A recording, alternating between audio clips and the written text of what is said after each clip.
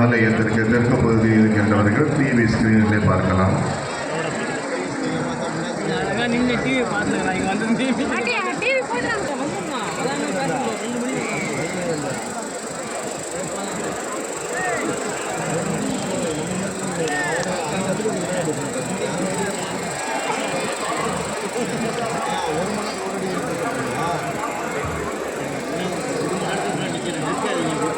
அன்னையின் திருக்கொடியை பார்த்தவுடனே காலை முதல் இந்நேரம் வரையிலும் வெயிலிலே நாம் பட்ட பாடுகளெல்லாம்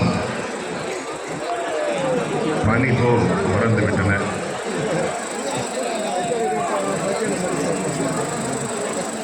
உள்ளம் குளிர்ந்து விட்டது.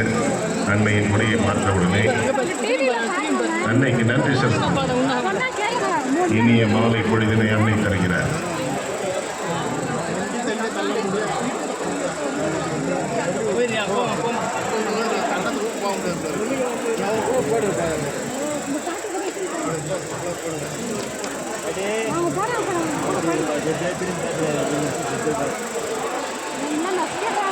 குடி பவனியானது நிகழ்கின்ற பொழுது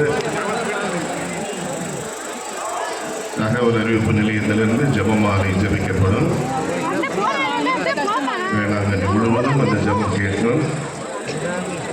எல்லா மக்களும் எந்த திசையில் இருந்தாலும் அந்த ஜெபமாலையிலே பங்கேற்று திருக்குடி பவனியிலே பங்கேற்று அன்னையின் நிறைய ஆசிரியரை பெற்றுக்கொள்வோம்.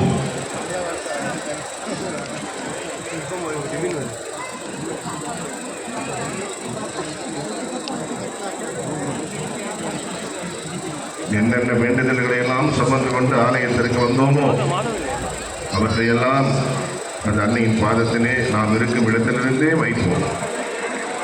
அந்த அன்னை நம் இதயத்திலே கோலு வைத்திருக்கின்றார்.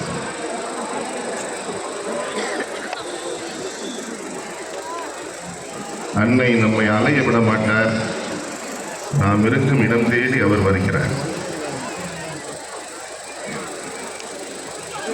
நம் கொன்று ஆசீர்வதித்து நமக்கு வழங்குகிறார்.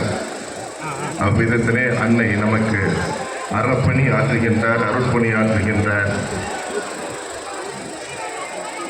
அன்னையோடு இணைந்து எல்லாம் வல்ல இறைவனை வாழ்த்துவோம், போற்றுவோம், ஆராதிப்போம், ஆண்டவருக்கு நன்றி செலுத்துவோம். அன்னையின் பிறந்த நாள் விழாவின் தொடக்க நாளிலே, தொடக்க நிகழ்வுகளிலே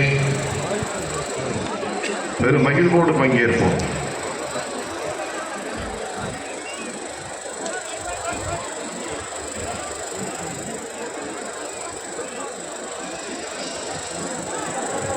அமைதியாக இருப்போம். அமைதி காப்போம். அலை கடலென கொந்தளிக்க வேண்டாம். எவ்வளவு அமைதியாக இருக்கின்றோமோ அவ்வளவுக்கு அவ்வளவு ஆண்டவருடைய அருள் நம் மீது பொழியப்படுகிறது. மரியே வாழ்க, மரியே வாழ்க, ஆவே மரியா.